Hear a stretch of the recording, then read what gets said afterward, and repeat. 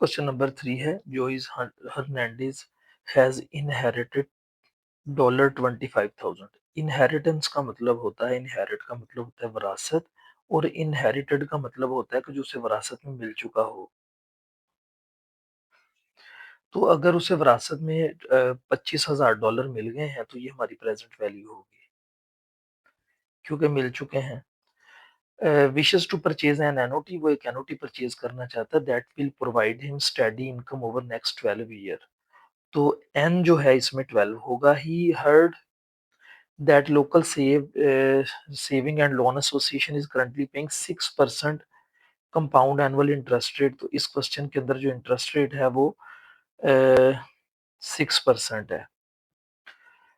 If he were to deposit, अगर वो ये जमा करवा दे किसी बैंक इसमें लोकल लोन एसोसिएशन में, what year end equal amount, year end equal, ये तो हमें पहले पता लग गया कि ये एक एनओटी है। अब एनओटी ड्यू है या ऑर्डिनरी है? ड्यू में ऑर्डिनरी में पेमेंट जो है वो at the end of period होती है, और ड्यू में स्टार्ट पर ही पेमेंट हो जाती है। तो क्योंकि क्वेश्चन में ये क्लियर है यहाँ से कि ये ईयर एंड पेमेंट है, तो इसका मतलब है ये एनओटी ऑर्डिनरी है। अब ये ऊपर वाले दो फार्मूलाज लगेंगे, नीचे वाले ड्यू वाले फार्मूलाज नहीं लगेंगे। ऊपर वाले दोनों में से कोई एक लगेगा, क्योंकि ये एनओटी ऑर्डिनरी है, ये हमने डिसाइड कर लिया। तो अब करना क्या है, इसकी टाइमलाइन बना लेते हैं। इसको आज 0 पर, यहाँ पे 0 है, 1 2 3, और आने वाले 12 साल तक वो चाहता है कि हर साल उसको एक इक्वल अमाउंट मिले। आपको पता है एनओटी में इक्वल अमाउंट को हम आर से लिखते हैं, और साल के एंड पे मिले इसलिए मैंने 1 से शुरू किया, 0 से नहीं शुरू किया। 0 पे उसके पास क्या है, $25,000 है उसके पास।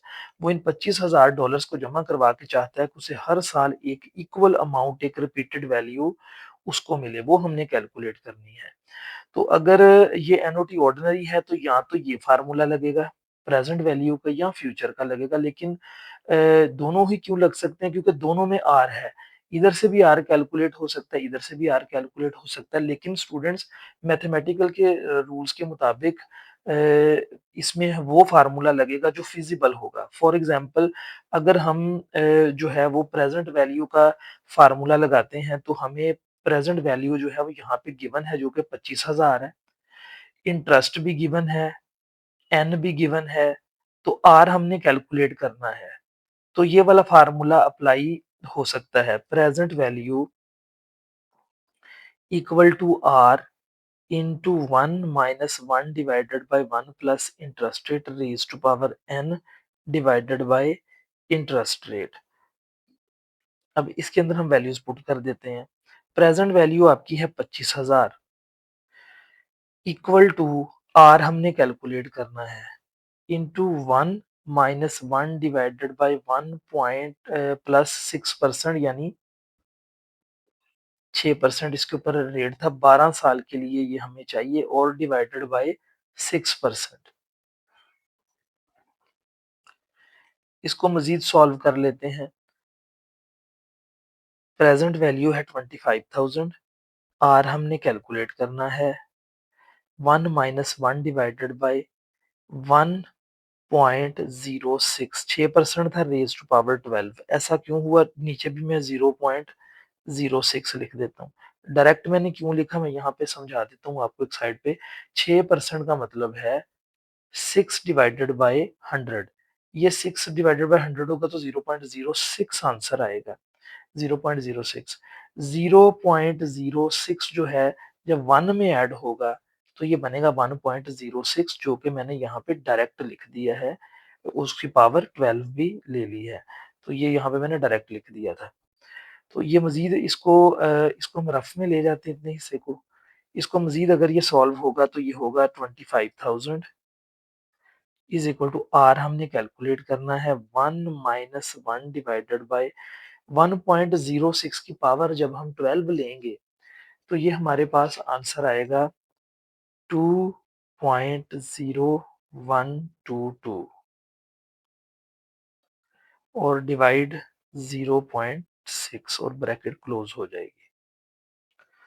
मजीद सॉल्व कर लेते हैं। 25,000 equal to R into 1 minus ये 1 डिवाइडेड बाई 2.0122 को जब हमने सॉल्व किया तो ये आएगा 0.49697 और डिवाइडेड बाय 0.06 सॉरी यहाँ पे ये 06 होगा।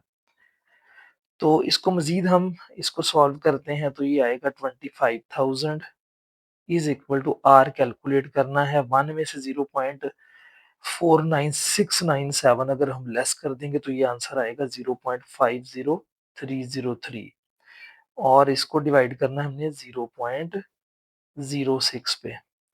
ये मजीद सॉल्व होगा तो 25,000 इंटू आर हमने कैलकुलेट करना है 0.50303 को डिवाइड किया है तो इसका जो आंसर आएगा वो होगा 8.383। अब ये आर इधर क्योंकि आर इधर रह जाएगा 25,000 अपनी जगह पे रहेगा ये इधर मल्टीप्लाई हो रहा है इधर आकर डिवाइड हो जाएगा 8.383 तो यहाँ से आर जो है वो निकल आएगा आर इक्वल टू 2982 जिसका मतलब है अगर यहाँ पर 25,000 ये पर्सन जो है वो लोकल सेविंग और लोन एसोसिएशन में जमा करवा देता है तो आने वाले 12 ईयर्स तक उसको हर साल जो है वो 2982 डॉलर्स मिलते रहेंगे।